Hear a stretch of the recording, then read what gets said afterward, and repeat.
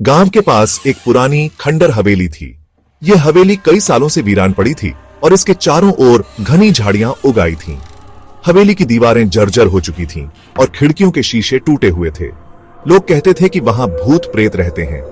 गांव के बुजुर्गों का मानना था कि इस हवेली में कई साल पहले एक भयानक हादसा हुआ था, जिसमें एक पूरा परिवार मारा गया था।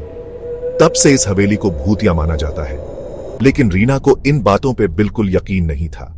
रीना एक साहसी और जिज्ञासु लड़की थी, जो हमेशा सच्चाई की तलाश में रहती थी। उसे लगता था कि ये सब सिर्फ कहानियां हैं और इसमें कोई सच्चाई नहीं है। एक दिन रीना ने हिम्मत करके हवेली में जाने का सोचा। उसने अपने दोस्तों को भी साथ चलने के लिए कहा, लेकिन सबने मना कर दिया। जैसे ही वो अंदर गई, हवेली का दरवाजा अपने आप बंद हो गया। रीना ने सोचा कि यह हवा का झोंका होगा, लेकिन अंदर का माहौल उसे कुछ अजीब सा लगा। अंदर का माहौल बड़ा अजीब था।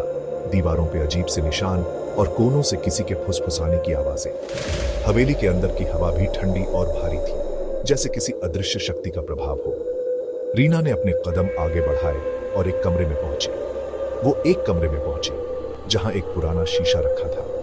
कमरे में धूल और जाले थे और ऐसा लग रहा था कि वहां सालों से कोई नहीं आया था। अचानक शीशे में उसका अक्स मुस्कुराने लगा, पर रीना तो मुस्कुरा ही नहीं रही थी। उसे अपनी आंखों पर विश्वास नहीं हुआ। उसने सोचा कि शायद ये उसकी कल्पना है, लेकिन शीशे में उसका अक्स और भी डरावना होता जा रहा था।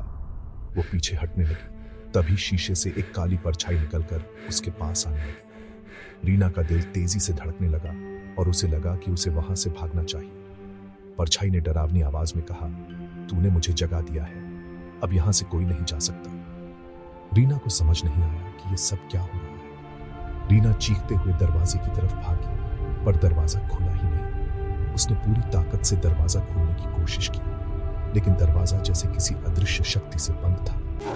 अगले दिन गांव वालों को हवेली के पास रीना की चूड़ियां और दुपट्टा मिला। गांव वाले बहुत घबरा गए और उन्होंने पुलिस को बुलाया।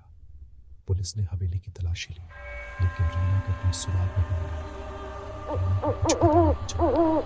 आज भी उस हवेली से रात में चीखें सुनाई देती है। गांव वाले कहते हैं कि उस हवेली में